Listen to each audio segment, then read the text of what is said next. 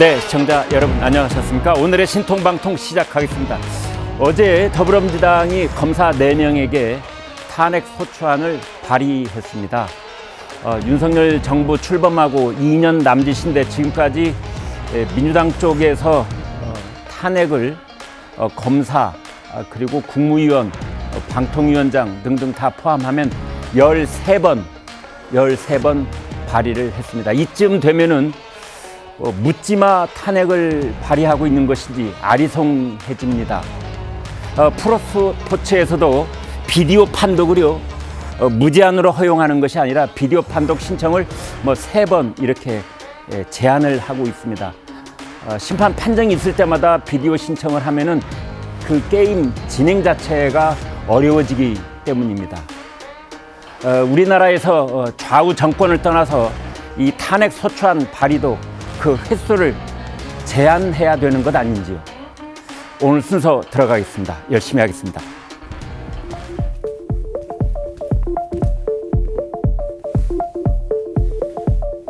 네, 조선일보 보겠습니다. 현직 검사만 윤석열 정부 들어서 9번째 탄핵안 발의. 검찰총장이 이쯤 되면 우리나라가 야만의 나락으로 떨어지게 되는 것이다 라고 강력하게 반발했습니다. 이원석 검찰총장, 법정을 국회로 옮겨 피고인 자신이 재판장을 맡고 민주당과 국회가 사법부 역할을 맡아 재판하겠다는 것이다. 이런 얘기가 나오고 있는 겁니다. 대북 송금 사건 수사 검사에 야당이 허위 진술을 강요했다, 회유도 했다 이렇게 주장하면서 이제 탄핵 발의를 했는데 이원석 총장 해외 토픽 나올 일이다 이런 말을 했습니다. 대통령실은 야당의 입법 독재다 그랬군요. 다음 보겠습니다. 중앙일보. 브레이크를 밟았느냐 가속 페달을 밟았느냐, 도대체 뭘 밟았느냐.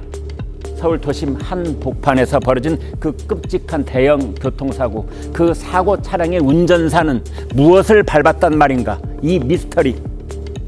시청역 차량 돌진, 운전자 급발진, 브레이크가 안 들었다.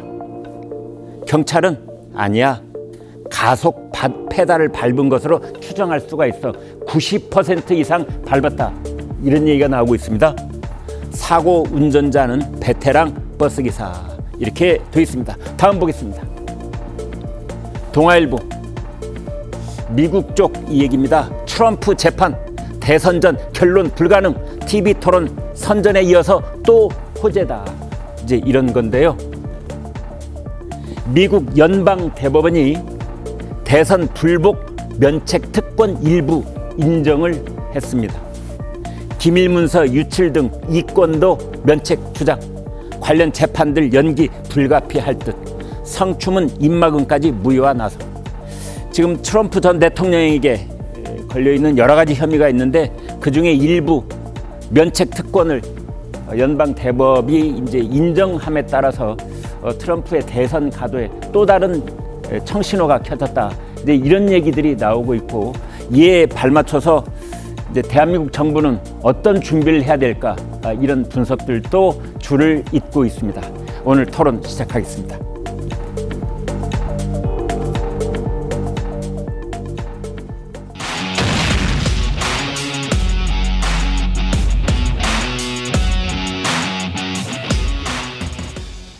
네, 올여름 들어서 서울에 처음으로 호우주의보가 어제 내려졌었습니다.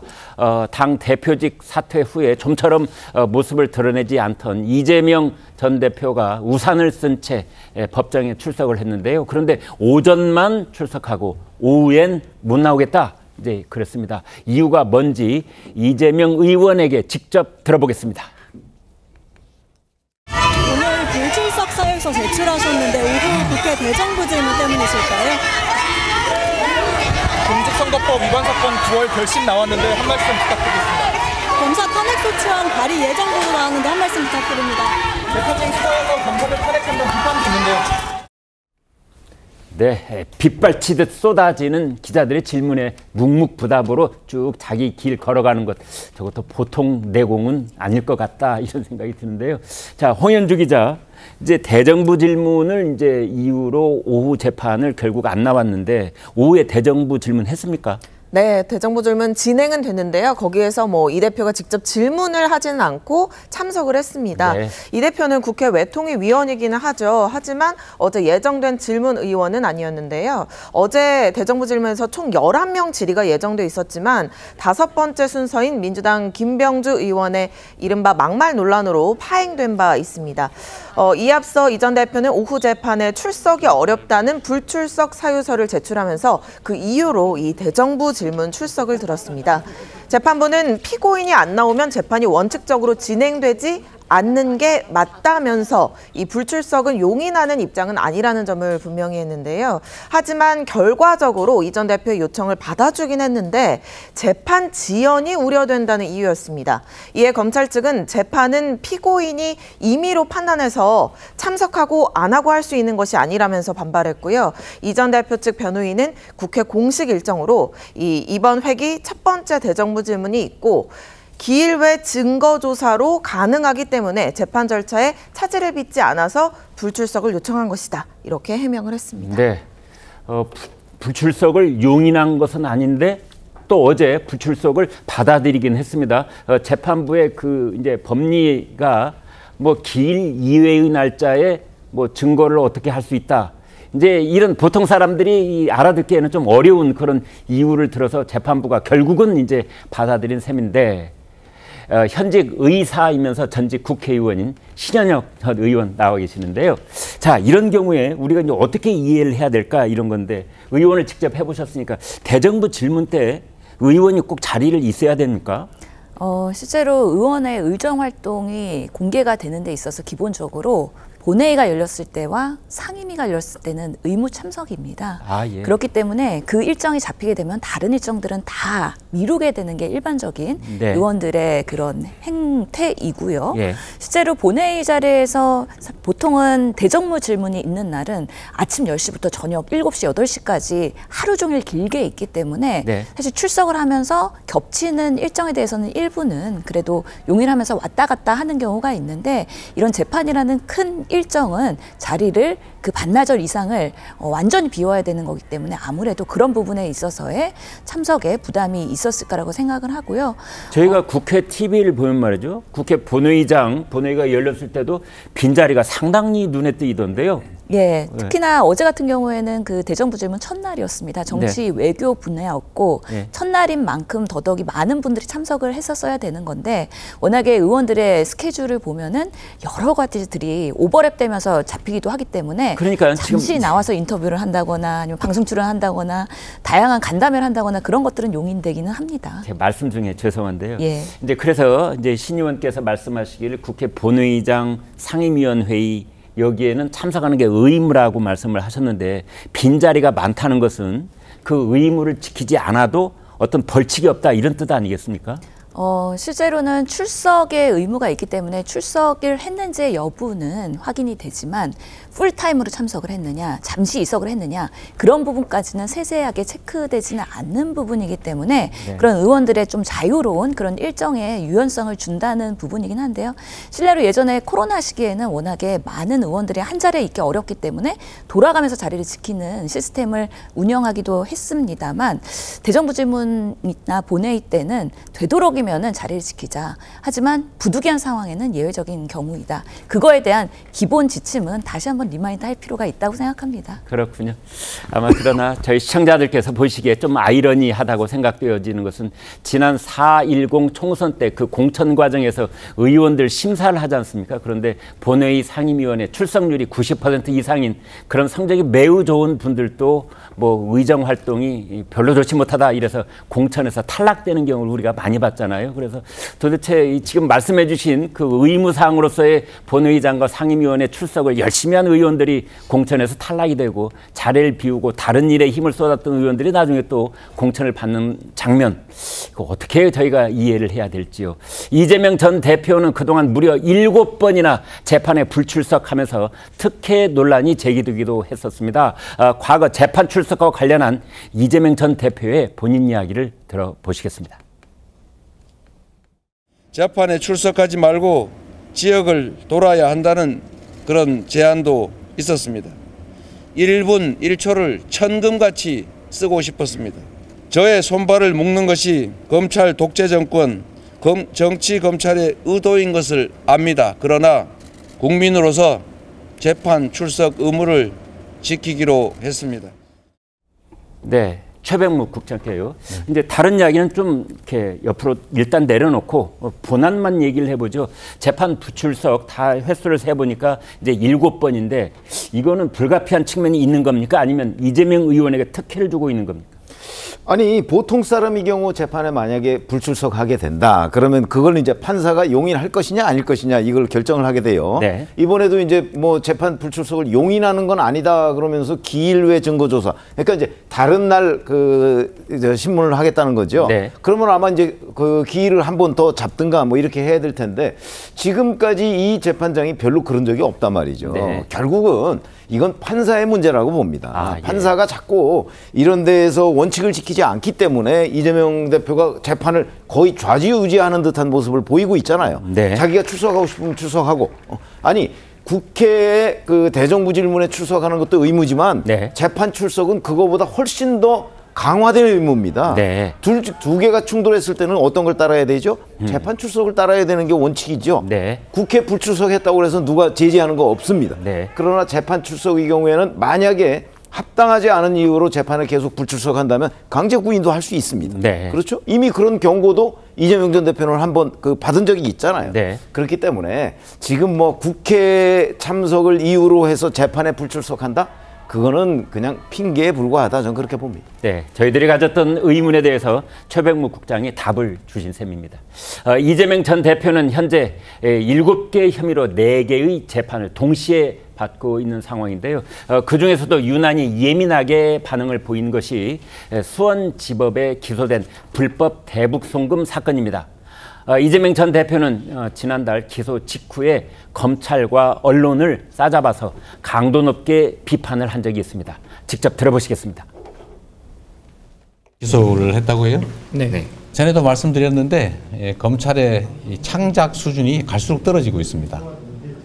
이 사건이 얼마나 엉터리인지는 우리 국민들께서 조금만 살펴봐도 쉽게 알 수 있습니다. 여러분들은 진실을 보도하기는커녕 마치 검찰의 애완견처럼 주는 정보 받아서 열심히 왜곡 조작하고 있지 않습니까? 이런 여러분들은 왜 보호받아야 합니까? 언론의 이 본연의 역할을 벗어난 잘못된 태도들 때문에 이 나라 민주주의가 훼손되고 진실은 바닷속에 가라앉습니다. 네, 언론을 이제 검찰의 애완견이다 해서 막 아주 크게 논란이 됐었지요. 그리고 이제 진실이 바닷속으로 가라앉는다 그랬는데 저때 이제 논란이 됐던 그 핵심 포인트는 저때 이재명 대표가 말한 언론이 언론 전체일 것이냐 아니면 민주당이 비판적인 언론만 따로 말하는 것이냐 민주당이 우호적인 언론 뭐 이렇게 구분하는 것 자체가 사실은 이제 업을 성설 이어야만 하는 그런 상황입니다만 지금 우리의 실제 현실은 이제 좀 이렇게 나눌 수 있는 그런 상황이어서 이제 아무튼 저 싸잡아서 얘기한 대목 때문에 논란이 됐었는데 이제 그 영상을 저희가 다시 한번 봤습니다.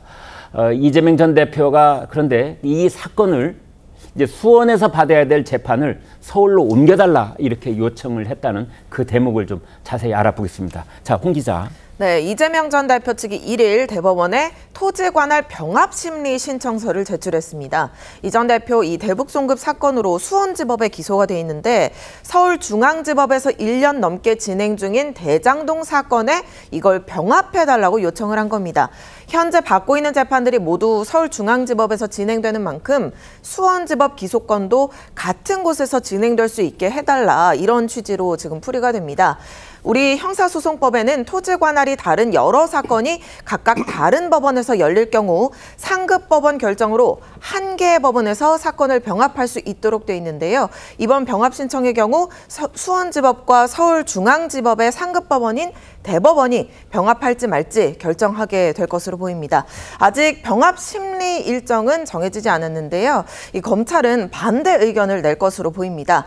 대북 송금 사건이 일어났던 주요 장소가 경기도청인데다 김성태 전 쌍방울그룹 회장이 수원지법에서 이미 재판을 받고 있다는 점을 이유로 들 것으로 보이고요. 또 서울중앙지법에서 재판 중인 사건은 대북 송금과 무관하다, 이런 점도 검찰의 반대 주장 중 하나가 될 것으로 보입니다. 네, 그렇군요. 상대준 의원께요. 그런데 이제 법조계 일부에서는 재판이 나누어져 있을 경우에는 병합을 해서 피고인의 그 재판을 좀 수월하게 해주는 것이 관례다, 뭐 이런 의견도 없지 않아 있습니다만, 그러나 그 또 반대쪽 이야기도 또 있는 거고요. 그런데 이제 가장 큰 문제는 이런 일을 따지다 보면 말이죠, 결국은 재판이 자꾸만 늦춰지는 것 아니냐, 이런 점인 것 같아요. 그렇죠. 아무래도 이제 그 병합 신청을 하는 것 자체가 일반 국민들 같았으면 관례가 될 수 있겠습니다만, 이재명 대표 같은 경우는 오히려 특례가 아닌가라는 생각이 들 정도로 이재명 대표한테 좀 특권이 많이 좀 나타나고 있다라고 저는 개인적으로 좀 봅니다. 네. 그렇게 볼 수밖에 없는 게 지금 이제 재판이 시작되지도 않았거든요. 지금 이제 그 대북 송금 문제 같은 경우는 이재명 대표의 케이스는 아직 시작도 안 됐는데, 맞습니다. 어떻게 보면은 굉장히 좀 이미 결과가 나와 있고 결과가 예상이 되는 것처럼 너무 지금 치열하게 이 재판부를 피하려고 하다 보니까 이재명 대표 같은 경우는 신진우 부장판사가 마치 자기의 저승사자라도 되는 것처럼 너무 좀 막 공포감을 느끼는 게 아닌가라는 생각이 들 정도예요.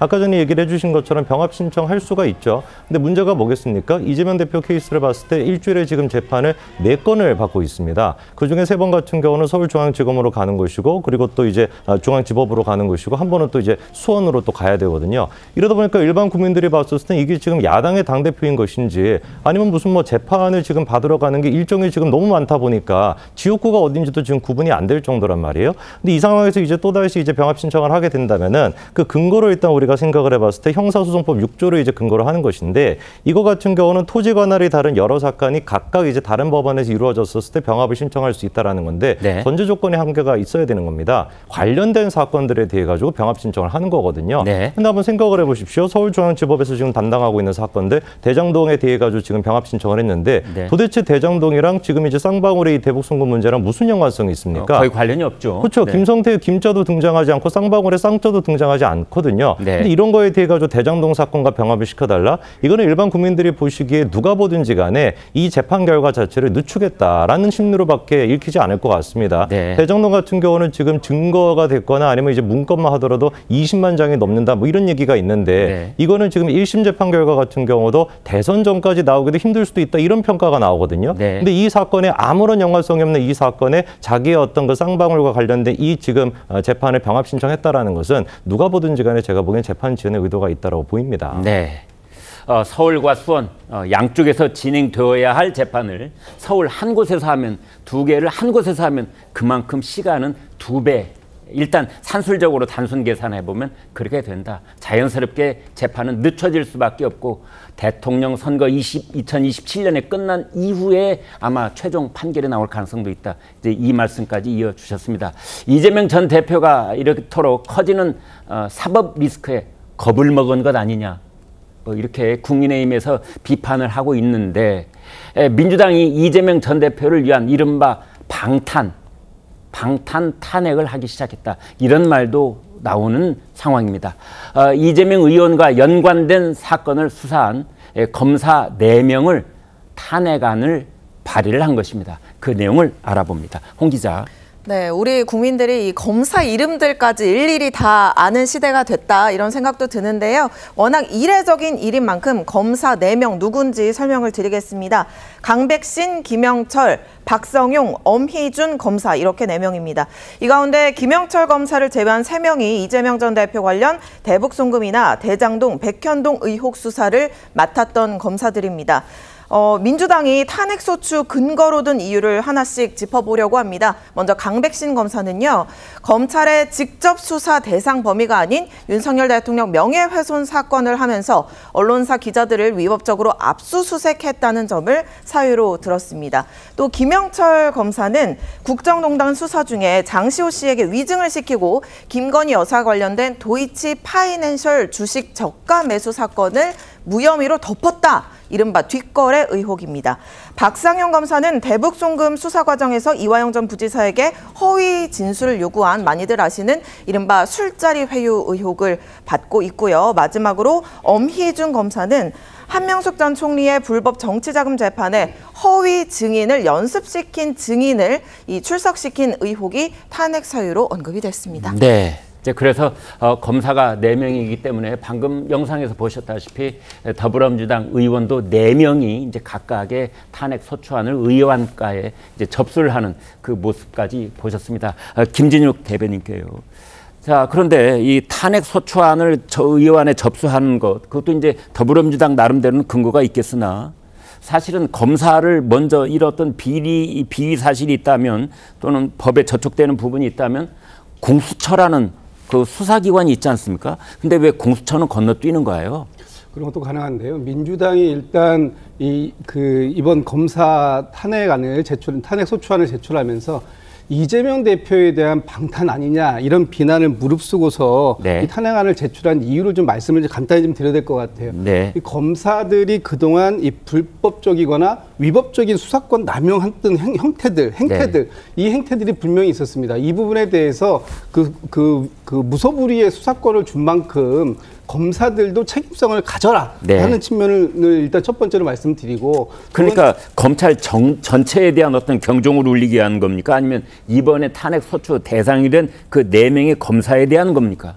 둘 다가 있다고 봅니다. 둘 다가 있다. 왜냐하면 지금 검찰이 선택적 정의를 보여주는 부분들이 있어요. 이를테면 선택적으로 수사하고 선택적으로 기소하는 그런 사건들도 왕왕 우리가 볼 수 있습니다. 그렇기 때문에 과거 일까지 다 이게 소추를 해서 지금 그 역산을 해가지고 지금 다 이 검찰 역사를 다 일단 탄핵을 한번 해보자라는 뜻은 아니지 않습니까? 그런 건 아닙니다. 그런 건 아니기 때문에 구체적으로 이제 그 중에서 대표적인 사례 4건을 지금 요번에 이제 그 탄핵 소추안을 제출한 것이고요. 사실 지금 이 탄핵 소추안을 제출을 하기 전에 말씀하신 것처럼 공수처의 수사라든지 할 수 있죠. 그러나 지난번 같은 경우에도 공수처 수사를 의뢰하지 않고 바로 본회의에다가 그 표결로 올린 적이 있었습니다. 그렇지만 이번 같은 경우에는 본회의에 바로 표결로 올리지 않고요. 법사위에 회부를 하게 돼 있습니다. 그래서 법사위에서 적법성, 적절성 이런 것을 따져서 한번 따져보고 거기에서 판단을 한 이후에 본회의의 표결 절차를 거치게 되고요. 그 이후에 이제 표결이 완성되면 아마 이제 헌법재판소로 넘어가는 그런 단계를 거치게 될 것 같습니다. 탄핵안은 아무튼 이제 법사위를 거치도록 되어 있어서 이제 거기를 가게 되는 건데 법사위에서는 어떻게 될 것 같습니까? 법사위에서는 아무래도 이 개개인들 지금 4명의 검사들에 대해서 방금 전에 홍 기자께서 말씀 주셨던 것처럼 탄핵 이유에 대한 그런 나름의 적절성들에 대해서 다시 한번 논의하는 자리가 있을 것 같습니다. 물론 제 지난번 법사위 전체 회의를 보면 여야 의원님들의 시각차가 워낙에 크기 때문에 뭐 그 자리에서 지금 이 4명의 그 검사들에 대한 조사 이런 것들이 제대로 될지는 잘 의문입니다만 그래도 법사위를 거치고 그 이후에 본회의를 간다라는 것은 나름의 한 번에 이 정제되는 절차를 거치는 게 아닌가라는 생각이 듭니다. 그래서 법사위원회가 그토록 중요한 거고 법사위원장 자리 중요하다는 얘기를 끊임없이 하고 있는데요. 지금 법사위원장은 더불어민주당 정청래 의원입니다. 이원석 검찰총장 검사를 향한 민주당의 이른바 묻지마식 탄핵에 단단히 화가 난 것 같습니다. 검사 탄핵안 발의 직후 기자회견까지 열었고 ، 작심 비판을 이어갔습니다. 목소리 직접 들어보겠습니다.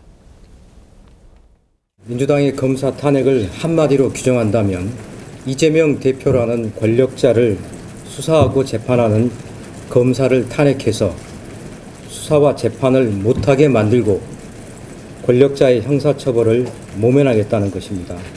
탄핵 사유도 없이 단지 권력자를 수사했다는 이유만으로 검사 탄핵이 현실화된다면 우리는 문명사회에서 야만의 나락으로 떨어지는 것입니다.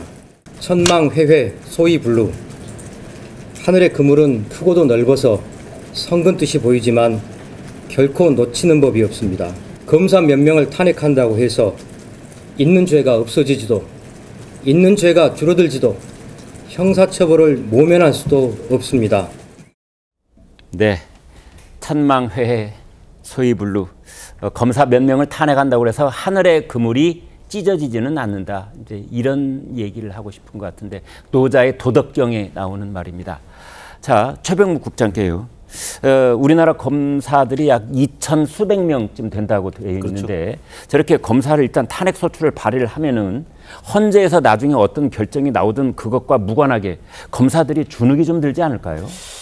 들 가능성이 꽤 있죠. 네. 뭐 검사에 따라서 다르겠습니다만은 이제 본인들의 탄핵뿐만 아니고 이제 법사위에서 뭐 조사를 한다는 거 아닙니까? 네. 그러면 이제 해당 검사 법사위에 출석시켜서 이제 그 수많은 민주당 의원들 거기에 뭐 대장동 변호사 뭐 이런 사람들이 있지 않습니까? 네. 그런 사람들이 아마 이 검사를 상대로 해서 아마 십자포화를 할 가능성이 있거든요. 예. 그랬을 때 이 검사가 거기에 제대로 자기가 한 수사에 대한 답변을 어느 정도 하느냐에 따라서 또 다른 국면으로 넘어갈 수도 있는데 네. 어쨌든 간에 이런 식으로 이제 특정 검사에 대해서 그 탄핵 수출을 추진하면 일단 탄핵이 되면 업무가 정지가 됩니다. 네. 그리고 이제 그 사람은 이제 그 이재명 대표 대북 송금 하나만 예를 들어서 보면 그 공소유지 하는데 참석을 못하게 되죠. 네. 아마 이런 점들을 노리고 결국 이 이재명 전 대표를 수사하면 어떤 일에 처하게 된다 하는 일종의 본보기를 보여주겠다. 네. 뭐 이런 거고요. 그러다 보니까 검사에 대한 압박뿐만 아니고 아마 저게 판사에 대한 압박까지도 결국 하게 되는 것 아닌가. 뭐 이런 압박용으로 그 지금 이 탄핵 카드를 끄집어낸 것이다. 그리고 이게 이제 나중에 헌법재판소에 가서 기각이 되는 건 또 한참 뒤에 벌어질 일이니까. 그렇습니다. 그때는 이제 또 국민들도 뭐 망각하지 않을까 뭐 이런 일종의 기대 뭐 이런 것까지를 포함해서 이렇게 연속으로 탄핵안을 추진하고 있다 이렇게 보는 것이 정확합니다. 오늘 아침 조선일보에서 이제 숫자를 헤아려 본 것 같은데요. 검사 탄핵만 9번째라는 말이 네네. 나오고 뭐 전체를 다 헤아려 봤더니 이제 방통위원장, 국무위원들 다 합해서 뭐 13번째가 있었다라는 건데 자, 이렇게 되는 탄핵에 대해서 네. 이른바 묻지마 탄핵 이런 말도 있습니다만 이걸 막을 방법은 없습니까? 이게 사실은 그 일반 법안 같은 경우는 민주당이 이제 다수 의석을 앞세워서 국회에 통과시키면 대통령이 거부권이라도 행사할 수 있잖아요. 네. 이거는 그것도 없습니다. 그러니까 이게 행정부에서 견제할 수 있는 방안이 아무것도 없습니다. 그렇기 때문에 민주당이 이 탄핵소추안을 만약에 그 다수 의석을 무기로 해서 국회에서 통과시키면 네. 결국 이거를 그 나중에 무산시킬 수 있는 거는 헌법재판소에서 결정하는 것밖에 없거든요. 네. 근데 그때까지는 시간이 많이 걸린다고요?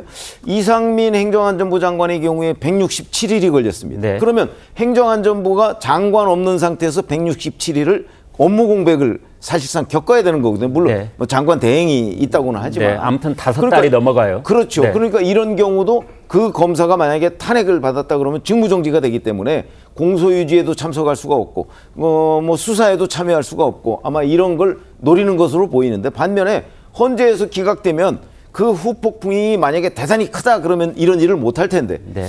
지금 아쉽게도 또 국민들이 한 5, 6개월 지나면 이 부분을 있는 경향이 있거든요. 네. 아마 이런 일종의 이재명 전 대표식 정치 기술 뭐 이런 것이 아닌가 싶습니다. 네. 김준욱 대변인께요. 지금 이제 검사 4명에 대해서는 탄핵 뭐 소추안이 이제 접수가 됐는데 발의가 됐다 이렇게 표현할 수 있겠습니다만 지금 이제 그 국회에 있는 국민청원에 보면은 대통령 탄핵에 청원을 참석한 사람들이 뭐 어제 90만 명이 넘었다 이런 얘기가 나오고 있는데 이제 이런 상황에 대해서 민주당 지도부는 매우 조심스러워하고 있다 이런 생각의 보도도 나오고 있습니다. 어떤 상황입니까, 정확하게? 지금 그 국회의 국민청원으로 네. 해서 대통령에 대한 윤석열 대통령에 대한 탄핵 청원이 올라와 있는 것, 이것은 지금 정당과 특히 민주당과 아무런 관련이 없는 것입니다. 네. 국민들께서 본인들께서 그 어떤 사안에 대해서 청원을 할 수 있거든요. 입법 청원을 할 수 있습니다. 그 입법 청원이 한 달 동안 5만 명 이상이 되면 상임위원회로 회부가 돼서 거기서 논의하게 되어 있어요. 그래서 지금같이 윤석열 대통령의 탄핵안에 대한 논의를 해달라라는 것은 민주당이 주도하는 바도 없고, 그리고 민주당 입장에서는 아직 이게 7월 20일까지가 입법 청원 기간입니다. 그 기간이 끝난 이후에 법사위로 넘어오게 되면 그때 논의를 한번 보겠다라는 입장이어서 지금 뭐 이것을 당 차원에서 그 탄핵안에 대한 이 탄핵 청원에 대해서 어떤 입장을 갖고 있지는 않고요. 만약 대통령 탄핵 얘기가 이제 가령 입법 그 국민청원이 뭐 100만 명이 넘어갈 가능성도 있습니다만, 그럴 경우에 그게 국민의힘이 앞장서겠습니까? 어차피 이제 야당 쪽에서 앞장설 수밖에 없는 상황이고, 이제 그런 점에 있어서 그 역풍을 이제 민주당이 조심스러워하고 있는 거고, 이번에 검사 탄핵 이 소추안을 이제 접수를 한 것 역시도 이것을 헌법재판소까지 가는 그 과정 속에서 혹시 그 반작용은 있지 않을까, 이런 걱정이 있지 않겠는지요? 그래서 이번에 검사 4분의 탄핵도 바로 본회의에서 표결 처리하고 헌법재판소로 넘기지 않고요. 법사위에다가 회부를 한 겁니다. 법사위에서 탄핵에 대한 적절성 여부를 따져보라. 그런 부분들을 거쳐서 거기에서 적절하다라는 판단이 나오면 헌법재판소로 넘기겠다는 것이고요. 본회의로 넘기겠다는 것. 그렇죠. 본회의로 넘겨서 표결 이후에 헌법재판소로 넘기겠다는 것이고요. 지금 대통령에 대한 탄핵 입법 청원이 들어온 것도 이게 탄핵이라는 게 그렇지 않습니까? 어떤 탄핵에 대한 적절한 사유가 있지 않는 한은 불가능합니다. 그런 적절한 사유가 있는지, 그 사유가 그런 것에 대해서 나중에 법사위에서 한번 치열하게 또 따져볼 부분이 있다라는 것이고요. 제가 그 말씀 기회를 주셨으니까 좀 전에 이원석 총장께서 말씀 주신 부분을 그냥 이어서 좀 말씀을 드리면, 이원석 총장께서 이재명 대표가 법이 있으면 법망을 빠져나갈 수 없을 것이다라는 취지의 말씀을 하셨어요. 그렇다면 맞습니다. 이재명 대표도 죄가 있으면 벌 받아야 되죠. 그러나 똑같은 취지로 검사들도 잘못한 게 있으면 벌을 받아야 됩니다. 검사들의 이 검사복 아래로 숨어서 법에서 규정한 죄를 지었음에도 불구하고 그 죄를 처벌받지 않는다면 그것도 문제가 되는 것이겠습니다. 근데 김 대변인이 말씀하신 거기까지는 참 옳은 말씀인데요. 그런데 이 검사들이 지금 뭐에 저촉이 됐는지 따져 보니까 그게 이제 이재명 대표와 직간접적으로 연관된 혐의 사건을 수사를 지휘하거나 참여했던 검사들인데, 그 탄핵 소추안을 발의한 정당이 민주당이었어요.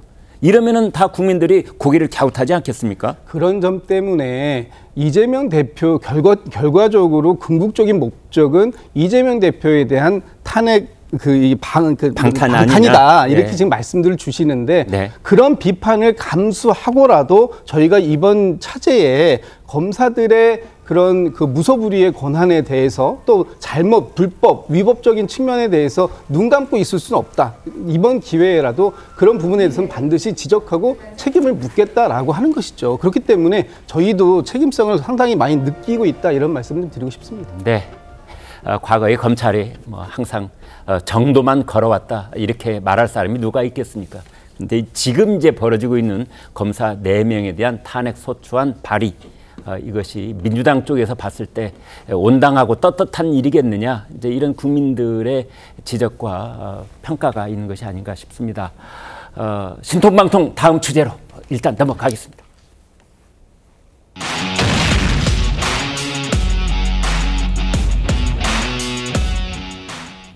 이번에는 8월 18일로 예정되어 있는 민주당 전당대회 소식으로 넘어가 보겠습니다. 8월 전당대회를 앞두고 최고위원 출마자들이 줄을 잇고 있는 가운데 이른바 목함지뢰 목발 경품, 이 발언으로 공천이 취소가 됐던 정봉주 전 의원이 출사표를 던졌습니다. 정 전 의원 출마의 변과, 그리고 과거 논란이 됐던 발언 이어서 들어보시겠습니다. 윤석열 대통령을 탄핵하기 위해 저 정봉주가 이 자리에 섰습니다. 윤석열 정권을 반드시 끝장내겠습니다. 저기 DMZ는 멋진 거 있잖아요. DMZ. 발목질에. 그러니까 DMZ에 들어가고 이 경품을 내는 거야. 발목질에 밟는 사람들한테 목발 하나씩 주니까 얘기를 해도 그거는 아니 DMZ에서 그 이후에 그 두 분 하사분들에 대해서 직접 사과를 했는데 한 분하고는 통화를 했고요. 한 분하고는 통화를 하지 못했습니다. 그 이후에 한 일간지에 공식 사과문을 올렸고 한 분에게는 끝까지 사과를 못했습니다만 어느 정도 제가 출전하는데 신변 좀 정리의 노력은 다 하지 않았나 이렇게 생각을 합니다. 자, 최 국장님, 이제 총선 끝나고 정봉주 전 의원 한동안 자숙 기간을 갖지 않을까 싶었는데 이제 최고위원회 출사표를 던졌는데 저런 경우에는 말이죠. 네. 완전히 정봉주 전 의원 혼자 자발적으로 저렇게 하고 있는 겁니까? 아니면 이재명 전 대표를 비롯한 당 지도부와 무슨 교감이 있는 겁니까? 교감이 있을 것 같지는 않아요. 네. 그게 왜 그러냐면 정봉주 전 의원이 이제 최고위원회 과연 출마를 최종적으로 할 수 있느냐? 이런 부분은 굉장히 의문이 들거든요. 뭐 정봉주 전 의원 없어도 어차피 민주당의 최고위원은 다 친명 경쟁이잖아요. 근데 굳이 그 문제가 되는, 그러니까 여당으로부터 비판을 받을 수 있는 정봉주 전 의원을 출전시킬 이유는 저는 없다고 보기 때문에 그걸 뭐 굳이 그 이재명 전 대표로서 뭐 정봉주 전 의원한테 한번 출마해봐라 이랬을 것 같지는 않고 본인이 이제 뭔가 그 여기서 한번 그 뭐 자리를 또 한번 해보겠다. 그래서 뭐 뭔가 기여를 해보겠다. 뭐 이런 뜻으로 나온 것으로 보이는데. 그런데 정봉주 의원이 말이죠. 과거에 이제 마령 그 집권 여당 쪽을 향한 저격수 또는 뭐 빅마우스 이제 이런 그런 효과가 있다 이렇게 볼 수 있는 거 아닙니까? 그러니까 그런 거는 틀림없이 있어요. 그래서 아마 민주당의 이제 강성 지지층들이 정봉주 전 의원에 대해서 또 열광할 가능성이 있어요. 근데 이제 당 전체적으로 본다면 저렇게 정봉주 전 의원을 최고위원회 만약에 그 이제 당선되도록 한다고 했을 때 민주당이 입을 여러 가지 국민 눈높이에 맞지 않는 측면 이런 거를 생각할 거죠. 그렇게 되면 저는 아예 출마 자체가 어려워질 가능성이 저는 있다고 봅니다. 대표적인 원외 친명 인사 정봉주 전 의원 소식에 이번엔 원내의 친명 인사인 박찬대 지금 운영위원장입니다. 원내 대표이기도 하고요. 박찬대 의원의 소식으로 이어가 보겠습니다. 국회 운영위를 지금 맡고 있는데 박찬대 의원 최근에 말이죠. 이 국민의힘의 배현진 의원과 실랑이를 벌이기도 했습니다. 우선 그 상황을 먼저 보시겠습니다. 똑같은 문제를 지금 얘기를 전복해서 위원장이 어떤 사람들이에요? 조선하고 무슨 상관이 있어요? 박민국 의원님! 조선하고 무슨 상관이 있어? 예, 앉아주세요. 앉아주세요. 자, 정의하지 않겠습니다. 우리 민주당 의원님들 조용해 주시고요. 배현진 의원님 입 닫으시면 바로 진행할 수 있습니다. 네. 왜 그게 사과의 내용이죠? 그러면요, 입을 열라고 합니까, 지금 이 시간에? 입 닫으세요. 아니, 그러면 계속 입을 열라고 합니까? 그런데 우리 배현진 의원님께 한번 표현해 주시면 어떻겠나 싶은데 어떠세요? 예, 입덧이라는 표현에 기분이 많이 언짢으셨다면 유감을 표현합니다. 배현진 의원님. 결국은 이제 마지막에 박찬대 운영위원장이 사과성 발언을 하기는 하는군요. 그런데 최근에 이제 박찬대 의원의 행보를 두고 일부 그 민주당 강성 지지자들이 비난을 하고 있다고 그래요. 박찬대 운영위원장을. 왜 그런지 좀 알아보겠습니다. 홍 기자님. 네, 너무 착하다는 게 이유입니다. 착하다? 네. 박 원내대표가 보셨지만 이 운영이 진행하면서 의사 진행을 문제 삼는 여당 의원들을 향해서 뭐 퇴장시킬 수 있다고 엄포를 놓기도 했지만 실제로 퇴장 조치를 하지는 않았고요. 또 배현진 의원에게 입 닫아라라는 말을 했다가 국민의힘 의원들 항의를 받고 뭐 버티다 버텼지만 결국에는 기분이 많이 언짢으셨다면 유감을 표한다라고 말도 했습니다. 이에 대해서 친명 지지자들이 박 원내대표에게 정청래 위원장님의 법사위 진행 안 보셨습니까? 라고 비교를 한 겁니다. 해병대원 특검법 입법청문회에서 증인들을 수시로 퇴장시켰던 정청래 의원처럼 정부 여당 측 인사들을 강력하게 제압하지 못했다고 비판을 한 겁니다. 당시에 기억하시겠지만 이 정 의원 뭐 가훈이 정직하지 말자인가 뭐 다양하게 예의 없고 다양하게 모르냐 하면서 일부 증인들에게 모욕감을 주기도 했었지만 강성 지지층들에게는 강력한 리더십이다 라면서 칭찬을 듣기도 했었습니다. 이들 박 원내대표에게 착하기는 한데 답답한데 등의 글을 남겼다가 카페 운영진들의 제지를 받고 지금은 글이 지워진 상태입니다. 네, 지금까지 들으신 저런 상황인데요. 그래서 이들이 하는 말의 취지란 결국 정청래 위원장을 보고 좀 배워라 이거일 텐데 우리가 기억을 되살리기 위해서 대체 어느 정도까지 해야 한다는 것인지 정청래 위원장의 발언을 직접 한번 다시 들어보시죠. 의원님 시간 주시면 제가 답변 좀 드릴까요? 근데 아직도 그 기본적인 상식도 몰라요? 예? 천지문간을 못하고 앉아있는 거예요? 참 어쩌면 그렇게 오늘 다양하게 그렇게 모릅니까? 다양하게 예의 없고 다양하게 뻔뻔하고 이종섭 증인 가훈이 정직하지 말자 이건 아닐 거 아닙니까? 도나 잡는 해병이 된 거 같은데 그 부분에 대해서는 별 생각이 없습니까? 동의하지 않습니다. 유재훈 증인 주의 경고합니다. 일부러 기억이 안 나게 뇌 흐름을 이상하게 조작하지 마세요. 아셨습니까? 네. 자, 이종섭 증인 제가 방금 전에 끼어들지 말라고 그랬죠? 국회가 그렇게 우습습니까? 그렇게 국민들이 우스워요? 위원장님 또 끼어듭니까? 기회를 주시면 퇴장하세요. 말씀드리겠습니다. 퇴장하세요. 그래서 기회를 요청 10분간 퇴장하세요. 반성하고 오세요. 이종섭 증인 입장하라고 하세요. 퇴장하면 더 좋은 거 아니에요? 쉬고 성찰하고 반성하는 의미입니다. 한 발 들고 두 손 들고 서 있으라고.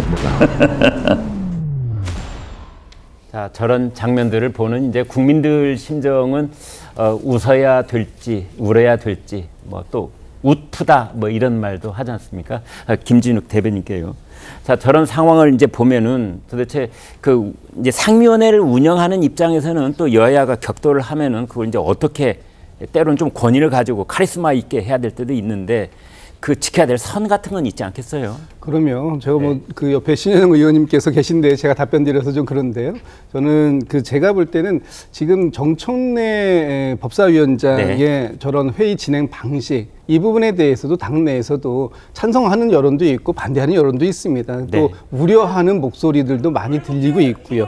어쨌든 회의가 우리가 이제 이 상임위 회의를 진행시키는 목적은 네. 국민들께 지켜보시는 국민들께 이 사실관계를 제대로 알려드리는 그런 목적이 있는 거 아니겠습니까? 네. 그래서 회의가 또 원만하게 진행될 수도 있게 해야 되는데 이런 부분들에 있어서 위원장이 사실은 굉장히 겸손해야 하고요. 네. 또 낮은 자세로 회의가 원만하게 진행될 수 있도록 그런 걸 유도해낼 수 있는 거 이런 것들이 필요한데 때로는 말씀 주셨던 것처럼 여야의 의원님들이 서로 다른 목소리를 가지고 다른 의견을 가지고 격렬하게 대치할 때도 있습니다. 그럴 때는 좀 강한 카리스마를 가지고 회의의 진행을 원만하게 할 수 있는 방법을 찾는 것도 필요합니다. 그래서 지금 지금 정청래 법사위원장이 무조건 잘못했다라고 저는 보지는 않아요.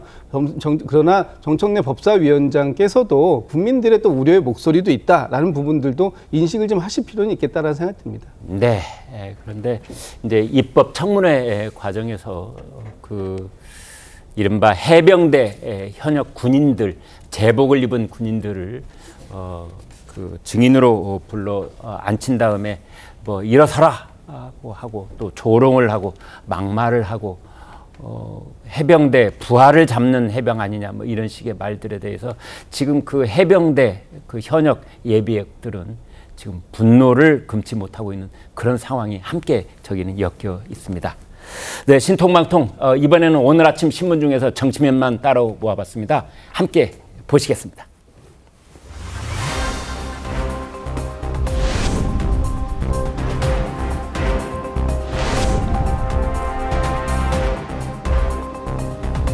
네, 조선일보 보겠습니다. 이제 국민의힘 전당대회 당권 후보들 얘기로 넘어가 보겠습니다. 원희룡 후보는 이렇게 말했습니다. 한동훈 후보 해병대 특검 주장 철회하세요. 이제 그랬습니다. 그러자 한동훈 후보 측에서는 아니 그렇다면은 원희룡 후보에게 묻겠습니다. 민주당에서 내놓은 특검 그거 막을 수 있는 대안이 있습니까? 이제 이런 거지요. 그런데 또 이런 사진 잠시 뒤 저희가 자세하게 알아보겠습니다만 지금 서로 웃고 손을 붙잡고 아주 화기애애한 그런 만면의 웃음꽃이 활짝 핀 이런 사진도 있습니다. 이게 어떤 장면인지 잠시 뒤 말씀드리겠습니다. 국민의힘 당권 주자들 특검법 설전, 나경원 지나친 갈등으로 국민 눈살 찌푸리게 하고 있다. 윤상현 원희룡과 한동훈 자숙하고 성찰해라. 그다음에 여당 전당대회 선거관리위원회에서는 너무 과열하고 있는 것 아니냐. 후보 4사람에게 경고성 공문을 보낼 수도 있다. 지금 이렇게 말하고 있습니다. 다음 보겠습니다. 동아일보 야당에 이제 김병주 의원이 있습니다. 군 장성 출신이지요. 정신 나간 국민의힘 이런 발언을 글쎄 했습니다. 이제 이 발언이 나온 이유는 그 한미일 연합훈련에 대해서 이제 비판하는 말을 하다가 국민의힘이 정신 나가 있어서 여기 일본을 끼워 넣은 것이다. 이런 취지로 이제 얘기를 했는데 정신 나간 이 말이 이제 문제가 됐던 겁니다. 22대 국회 첫 대정부 질문부터 파행. 이 사진 보시면은요. 왼쪽에서 세 번째 하나 둘 셋 이제 이 사람이 김병주 의원입니다. 그 앞에 국민의힘 의원들이 지금 격렬하게 항의를 하고 있는 그런 모습입니다. 어제 저녁에 최상병 특검법 상정 못했습니다. 그래서 민주당이 오늘 이제 다시 상정하겠다 지금 이런 방침인데요. 국민의힘은 필리버스터로 맞설 것이다 이렇게 예고하고 있습니다. 마지막 보겠습니다. 매일경제 이동관은 3개월, 김웅기는 6개월. 전임 방통위원장들이죠. 단명 수렁에 빠진 방통위원장. 네, 김웅일 전 방통위원장 모습입니다. 거야의 탄핵 시도에 또 사퇴를 하고 말았습니다. 업무 마비 막으려고 고육지책이다. 정부는 후임 인선에 속도를 낼 것으로 보인다. MBC 출신 대전 MBC 사장까지 했습니다. 이진숙 유력 거론하고 있는 상황입니다. 네, 토론 이어가겠습니다.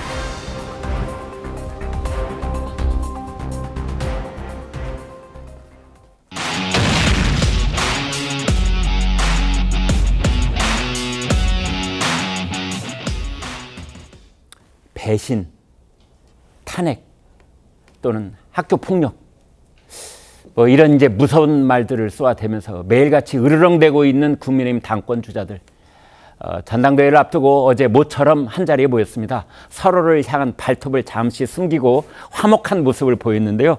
보고 오시겠습니다.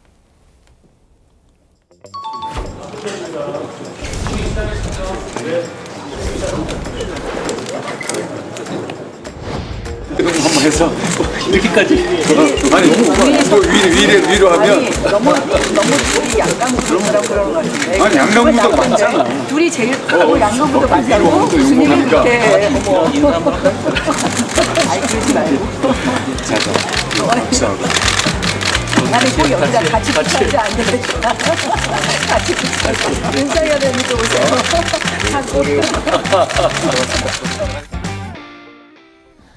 네, 최국장님. 서로 다시는 안 보일 것처럼 그렇게 싸우다가 갑자기 왜 저러는 겁니까?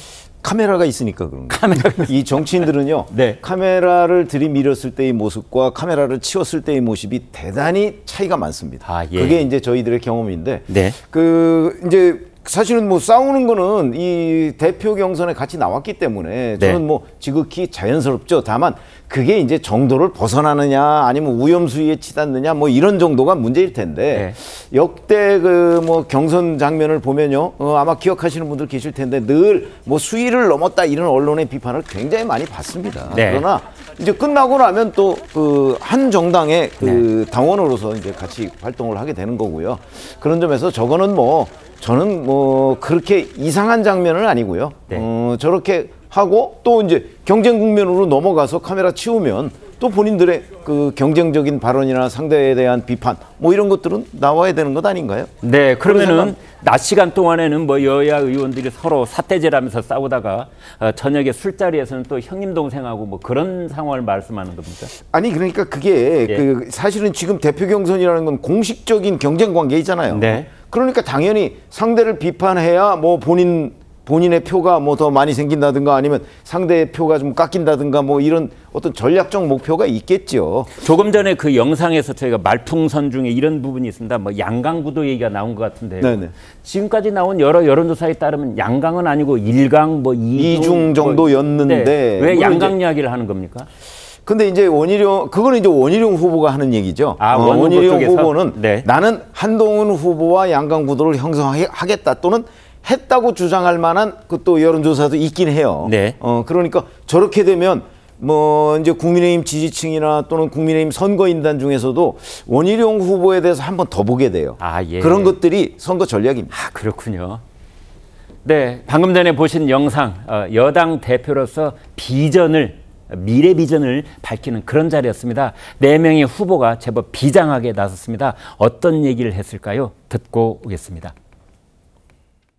민주당은 민주가 없고 국민의힘에는 힘이 없습니다. 우리 국민의힘이 지금 우리 정부를 지킬 힘이 있습니까? 다음은 원희룡 후보님을 소개해드립니다. 이러다가는 다 죽어. 안녕하십니까, 원희룡입니다. 이러다가 다 죽습니다. 반성합니다. 사법 리스크 피하는 야당 대표 끝까지 제가 싸우겠습니다. 대한민국의 3대 위협 반드시 잡겠습니다. 이재명을 잡겠습니다. 물가를 확실히 잡겠습니다. 북핵을 제압하겠습니다. 아시다시피 우리 국민의힘 지난 총선에서 개멸적 참패를 당했습니다. 책임지지 않는 모습에 분노하고 그리고 반성하지 않는 모습에 분노해야만 합니다. 네, 홍현주 기자, 어제 이제 비전 발표회 현장 분위기는 어떠했는지요? 뭐 저마다 여당을 살릴 적임자다라고 내세웠지만 일각에서 좀 밋밋했다라는 평가가 나오는 것도 사실입니다. 네. 요약을 하자면 한동훈 후보는 외연 확장, 원희룡 후보는 대통령의 레드팀 역할, 나경원 후보는 강인한 보수, 그리고 윤상현 후보는 당의 혁신을 각각 약속했는데 추상적인 단어들로 비전을 제시했지만 이재명 대표를 겨냥한 날선 발언만 있고 결국 구체적으로 어떻게 하겠다 이런 내용은 빠져있다라는 지적이 일각에서 나오는 겁니다. 이준석 개혁신당 대표는 국민의힘은 의원이죠. 네. 개혁신당 의원은 네. 국민의힘은 서울대 법대 반장 선거의 길은 탈피해야 한다라고 비판을 했는데 이게 지금 윤석열 대통령부터 현 황우영 비대위원장 비롯해서 당대표 후보 4명 가운데 3명이 모두 다 서울대 법대입니다. 그렇군요. 그나마 나머지 1명 윤상현 의원도 서울대 경제학과거든요. 네. 이렇게 서울대 일색으로 인재 다양성이 빠져 있다는 점을 꼬집은 겁니다. 네, 서울대 법대가 반장 선거하는 것이다. 그래서 일각에 그런 꼬집음이 있다는 것입니다. 조금 전에 말씀드렸던 것처럼 저렇게 다정해 보였지만 저 공식 정견 발표가 끝나자마자 다시 움츠렸던 발톱을 이제 드러내고 상대를 향한 말이 곧바로 매워졌습니다. 듣고 오겠습니다.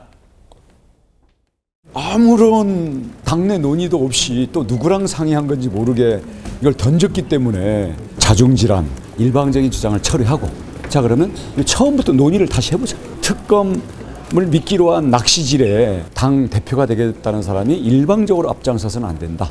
이것은 소통 부재, 당의 논의의 부재, 경험과 전략의 부재라고 생각합니다. 최상병 특검법 철회하라고 다시 한번 요구하셨거든요. 좀 그런 말씀을 하시는 분들은 저 무지막지한 특검법을 막기 위해서 어떤 대안을 가지고 있으신지 그 방안을 제가 오히려 묻고 싶습니다. 답을 못 하시는 것 같아요. 배신의 정치라는 그 협공이 굉장히 강한 상태인데요, 여전히. 그런 식의 네거티브 정치 공세에 대해서는 저는 웬만하면 대응하지 않으려고 합니다. 민생을 위한 정치를 해야 될 사람들이거든요. 제가 참겠습니다. 김준욱 대변인께요. 그러니까 이제 원희룡, 한동훈, 원희룡 두 사람의 이제 첨예하게 부딪히는 그 지점에는 이제 해병대원 특검법, 제3자 특검법 이게 있는 거예요. 그런데 이제 철회하라 원희룡 후보 쪽이고 한동훈 후보 쪽은 대안이 있느냐 이건데 결국은 이거 결말이 어떻게 되는 겁니까? 이 상태로 그냥 평행선을 끝까지 가는 겁니까? 제 생각엔 그렇습니다. 이 상태로 끝까지 갈 것 같은 게 지금 원희룡 후보가 한동훈 후보를 공격하는 가장 핵심 포인트는 지금 이 부분이에요. 특검을 미끼로 해서 탄핵을 갈 수 있다. 그렇기 때문에 이건 굉장히 위험한 것인데 그거를 당신이 정치 초년생이기 때문에 이건 모르고 이걸 받고 있는 거다. 이렇게 지금 주장을 하는 것이고. 그러면 원희룡 후보 입장에서는 외압의 의혹에 실체가 있다 이런 뜻입니까? 그 실체의 여부는 말하지 않고 있죠. 그러나 네. 아마 원희룡 후보 입장에서는 실체 뭐 이거 없다라고 볼 거예요. 그러나 네. 그럼에도 불구하고 지금 이 특검이 야당이 주도하고 있다라고 보이기 때문에 네. 야당이 주도하는 판에 왜 우리가 끌려가느냐 이런 뭐 판단이겠죠. 네. 근데 한동훈 후보 입장에서는 지금 야당이 주도하고 있는 이 특검 이 판에 결국은 국민 여론도 함께 하고 있는 거 아니냐. 네. 그렇다면 우리 국민의힘도 이 부분에 대해서는 할 말 해야 된다라는 입장인데 네.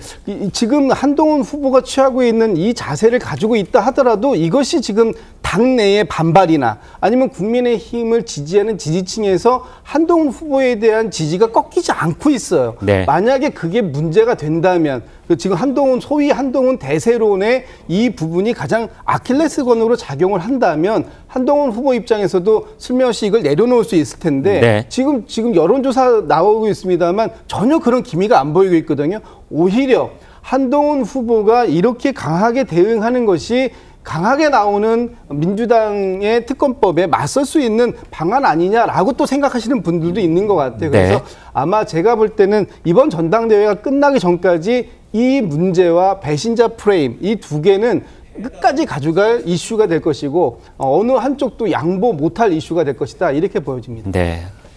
어느 한쪽도 중간에 이제 걷어들일 수는 없는 것 아니냐 이렇게 보셨는데요.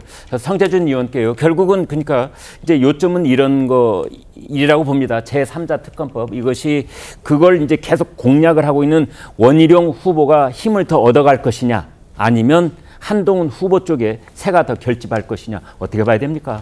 저는 일단 제일 처음에 원희룡 이제 그 후보가 출마하겠다라고 밝혔을 때 그리고 네. 또 한 전 위원장 같은 경우도 밝혔을 때 그때부터 이제 말씀을 드렸던 게 사실 이거는 결선에 안 갈 가능성이 높다. 그냥 과반으로 지금 한동훈 전 위원장이 당선될 가능성이 높다고 저는 봤었거든요. 1차 투표에서. 네. 근데 그럴 수밖에 없는 게 이게 잘못된 전략이라고 한다면 잘못된 전략이라는 걸 인지하고 그걸 폐기 처분해야 되는 것인데 잘못된 전략을 계속해가지고 반복하고 있다 보니까 이런 경향성이 더 짙어질 수밖에 없는 거예요. 네. 예를 들어가지고 홍준표 시장 같은 경우는 한동훈 전 위원장에 대해서 후보에 대해 가지고 융단 폭격을 막 가했다라고 합니다. 네. 정밀 폭격을 막 했다라고 한단 말이에요. 예. 근데 보니까 이게 그냥 불반탈도 아니고 오발탄이거든요. 보면은 공격 지금 미사일이 다 어디로 가고 있습니까? 오히려 원희룡 지금 이제 후보 쪽으로 다 가고 있거든요. 여론조사를 통해서도 확인이 되는 것이고 그 잘못된 전략을 지금 원희룡 후보 쪽에서 똑같이 반복을 하고 있다 보니까 이런 경향이 더 커질 수밖에 없어가지고 저는 개인적으로 진짜 좀 이해가 안 됩니다. 왜 이런 식으로 하는지. 뭐 예를 들어가지고 지금 국민적인 여론을 봤었을 때 왜 도대체 한동훈 후보한테 저렇게 쏠릴 수밖에 없냐?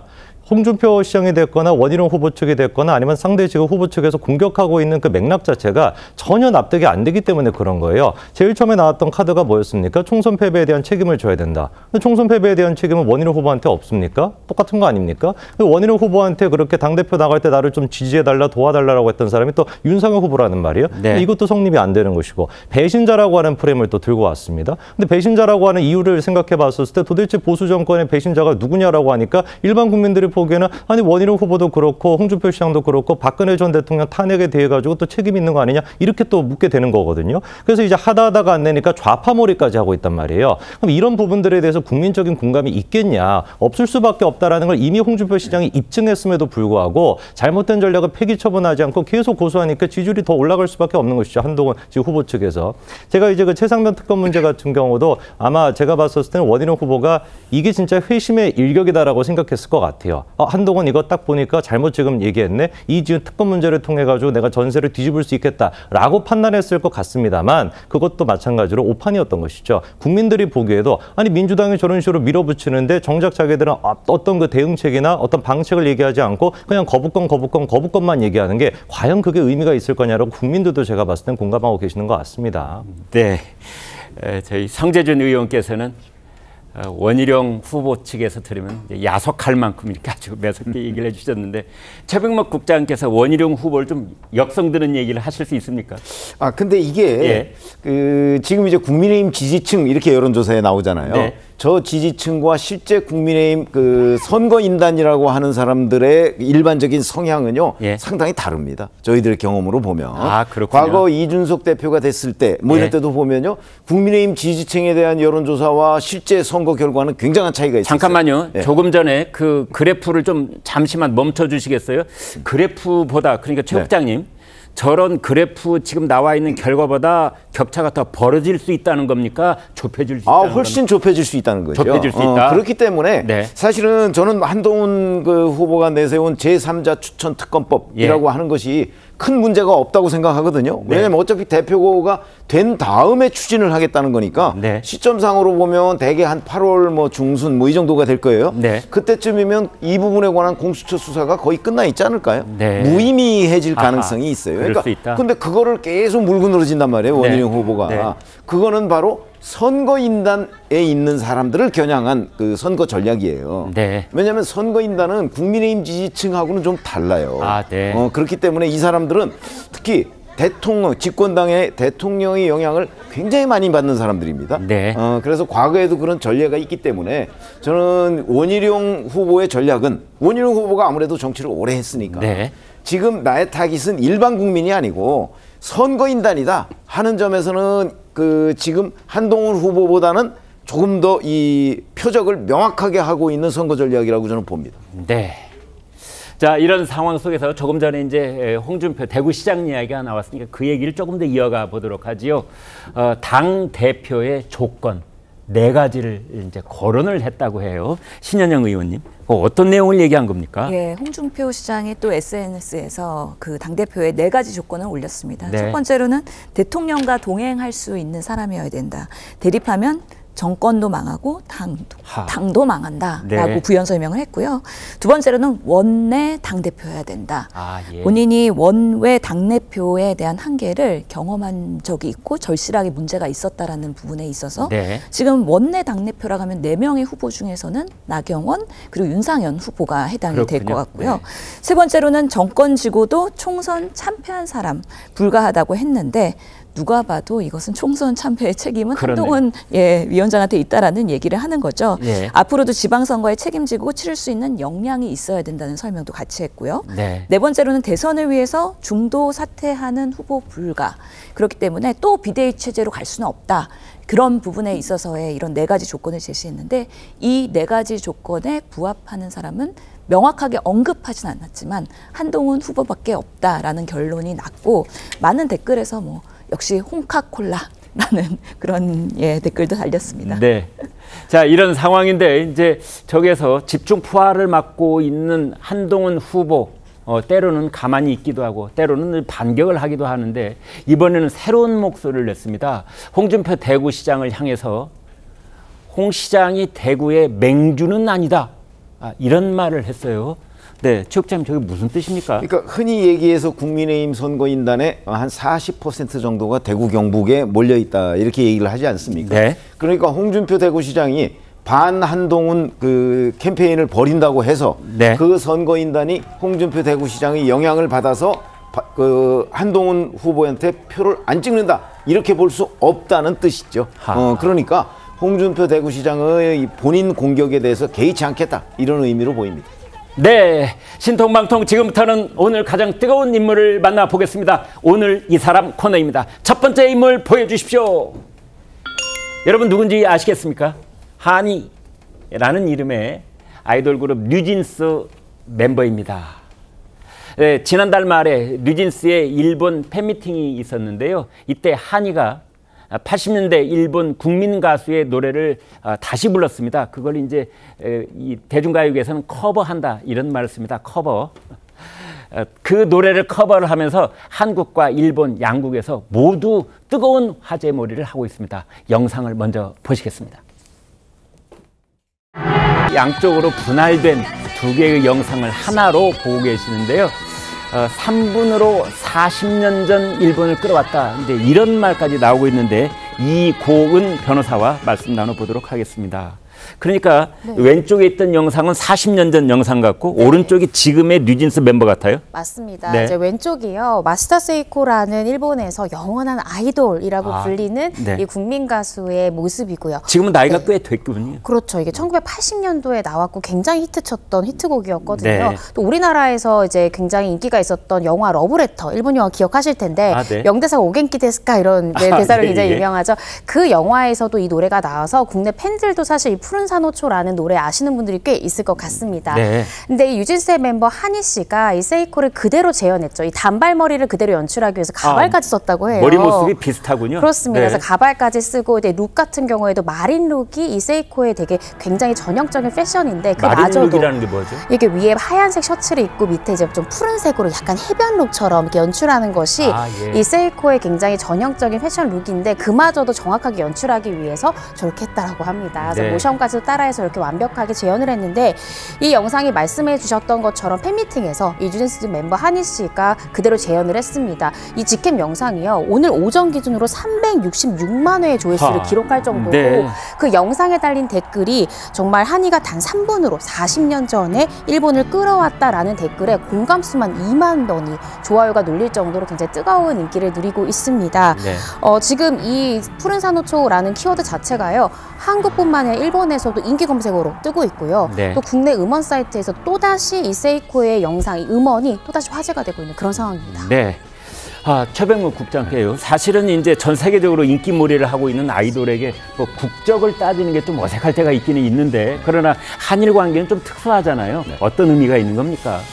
그 일본의 경우에는 이제 그 버블 이렇게 돼서 굉장한 경기 침체가 있어서 뭐 잃어버린 20년 이런 얘기도 있지 않습니까? 맞습니다. 근데 저 1980년이라고 하는 건 그 버블이 붕괴되기 전의 상황이거든요. 네. 그러니까 이제 그때 굉장히 유행했던 그 곡을 지금 네. 다시 그 한국의 뉴진스가 불렀다고 해서 이거는 한일 관계를 떠나서 네. 일본인들의 일종의 그 어떤 과거에 대한 향수를 불러일으켰다 이렇게 보거든요. 네. 그런 점에서 일본인들이 열광을 하는 거고요.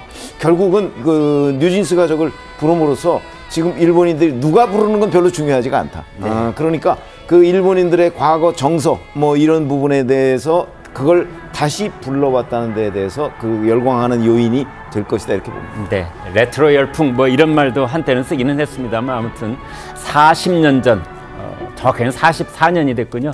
저 일본 여가수도 지금 아마 60대가 돼 있을 것 같은데요. 이제 그런 세월의 격차를 단번에 뛰어넘는 그런 일이 양쪽 나라에서 있었습니다.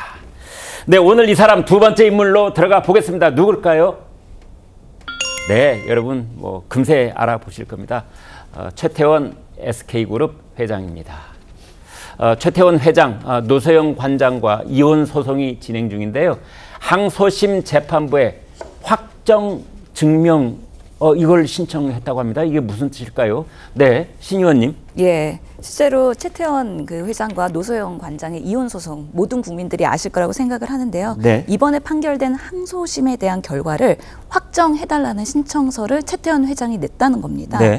하지만 결론적으로는 발급을 받지 못한 사안인데요. 네. 실제로 최 회장 측은 이번에 항소심 결과가 나온 이후에 대법원에 상고를 한 상태이기 때문에 아직까지는 재판이 끝나지 않은 상황에서 아무래도 이혼에 대한 판결 그리고 재산에 대한 분할 이 두 꼭지에서 이혼에 대한 판결에 대한 그 확정을 받고 싶은 게 아니었나라는 추측을 해보는데 여전히 이 재산 분할에 대한 부분에 있어서는 상고를 한 상태이기 때문에 이 재판은 여전히 ING 중이지 않은가라는 생각이 들고요. 그런 면에서 법원에서는 이런 증명에 대한 최종 거부 의사를 밝힌 것입니다. 그렇군요.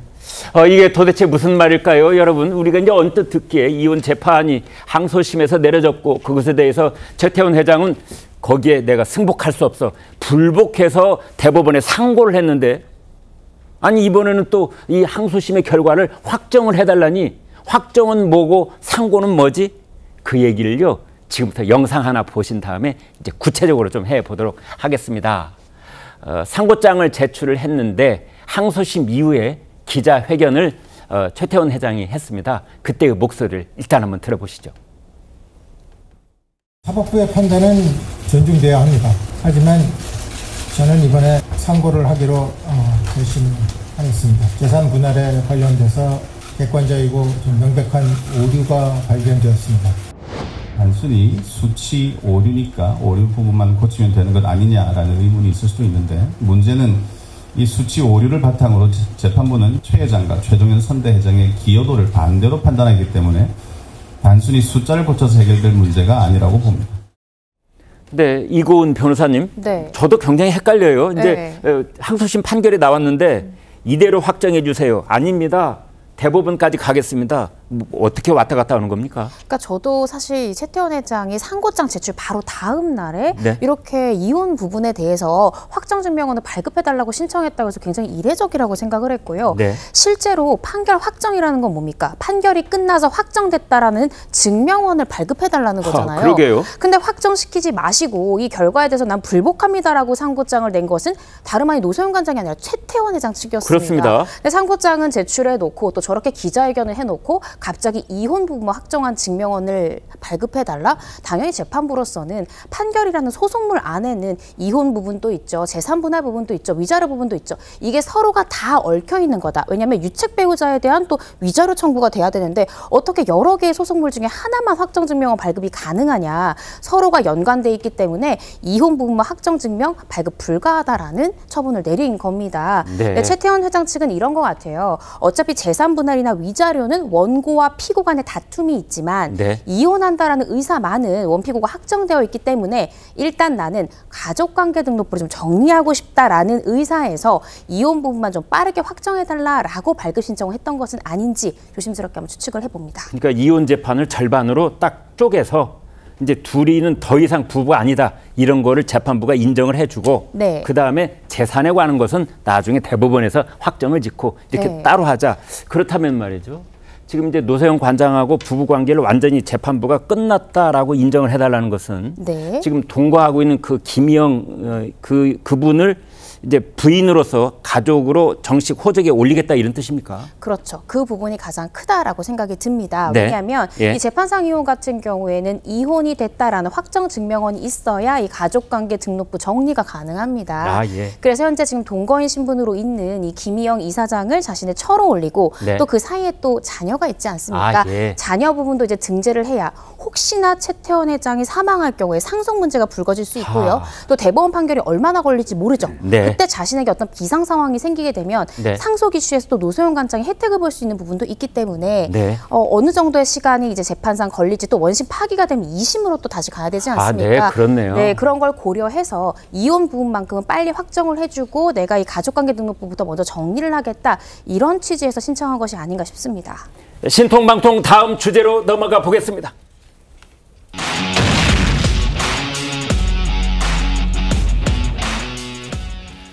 네, 사상자만 모두 15명, 어제까지는 13명 이렇게 됐었는데 2명이 늘어났습니다. 9명의 귀한 생명을 앗아간 시청역 앞 이 대형 교통사고, 의문점은 한둘이 아닙니다. 전문가들 입에서조차 미스터리란 말이 나올 정도입니다. 사고 직전 차 안에서는 무슨 일이 벌어졌던 걸까요? 영상 보시겠습니다.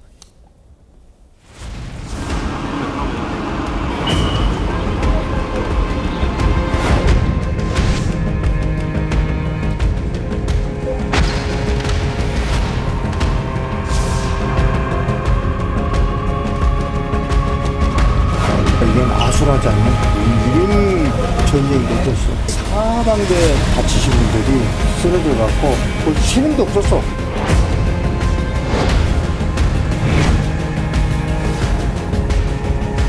뒷발진 여부, 그것은 블랙박스 영상이 이 차가 미쳤어, 이 차가 미쳤어. 그런 생생한 오디오가 있어야 됩니다.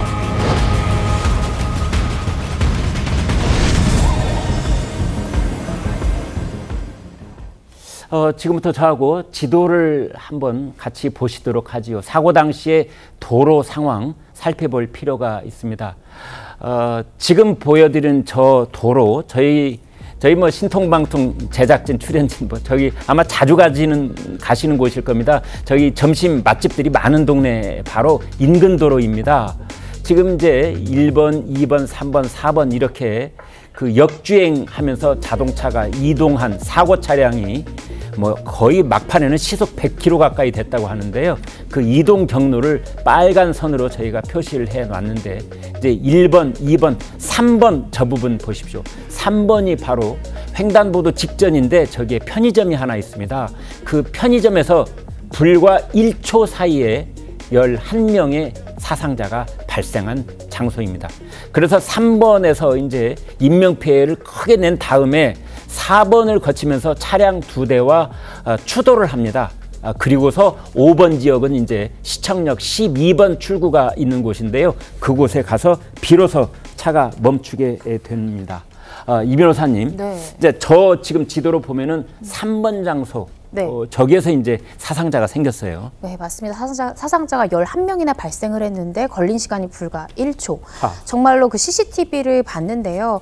그 인도에 계시던 그 많은 피해자분들이 미처 피하는 건 뭡니까? 그 차가 오고 있다는 사실을 인지도 하지 못한 채로 참변을 당하는 그런 영상들을 제가 확인을 했습니다. 네. 심지어 어떤 남성은요. 그 차가 돌진하는 걸 봤지만 피하기에 1초라는 시간 너무 짧지 않습니까? 네, 그렇습니다. 네, 인지하고 피하려고 하는 동시에 피해를 당하는 그런 영상까지도 확인이 되었는데 정말로 짧은 시간 안에 정말 많은 사망자가 났던 그런 안타까운 사건입니다. 네, 그러니까 저 피해자 그리고 이제 목숨을 잃은 분들 중에는 아마 돌진하는 차량을 직접 눈으로 봤고 하다가 이제 변을 당하신 그런 경우도 있지 않을까 싶은데, 자, 이번 사고는 미스터리 투성입니다. 성재진 의원, 그 미스터리를 좀 정리를 해주시죠.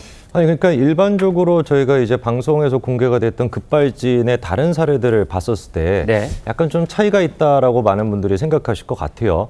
그도 그럴 것이 최근에 이제 공개됐던 블랙박스를 보니까 차량이 멈추는 그 모습이 다른 어떤 급발진 의심 사례와는 좀 차이가 있었습니다. 네. 예를 들어 가지고 대부분의 이제 급발진 의심 사례 같은 경우는 진짜 뭐 멈추지를 못해 가지고 뭐 어디 부딪히거나 건물에 뭐 받고 나서 이렇게 멈추는 모습이었는데 네. 이번 차량 같은 경우는 이제 그 서서히 뭔가 좀 멈춰다가 브레이크까지 이제 밟는 듯한 그런 모습이 나오다 보니까 여태 좀 공개가 됐던 다른 의심 사례는 좀 차이가 있다. 이런 지금 지적이 나오고 있고요. 그리고 또 생각해 봐야 되는 게 EDR 이제 그 기록도 이번에 공개가 됐습니다. 네. 근데 보니까 EDR이라는 게 뭐죠? 그러니까 자동차가 이제 그 사고가 나기 직전까지 가속 페달을 밟았는지 아니면 브레이크를 밟았는지 그게 이제 자동으로 또 측정이 돼서 기록이 되는 장치인데 그렇군요. 그 장치 기록이 이제 공개된 걸 보니까 가속 페달을 90% 가까이 밟았다라고 하는 또 기록이 나왔거든요. 네. 이런 모습들 같은 경우도 어떻게 보면은 브레이크를 안 밟았던 거 아니냐 이런 의심이 들 수가 있고 애당초 이 사고 자체가 처음 시작됐던 게 역주행으로부터 시작해가지고 이렇게 되다 보니까 네. 어떤 분들이 보기에는 이게 좀 당황해가지고 운전사 분께서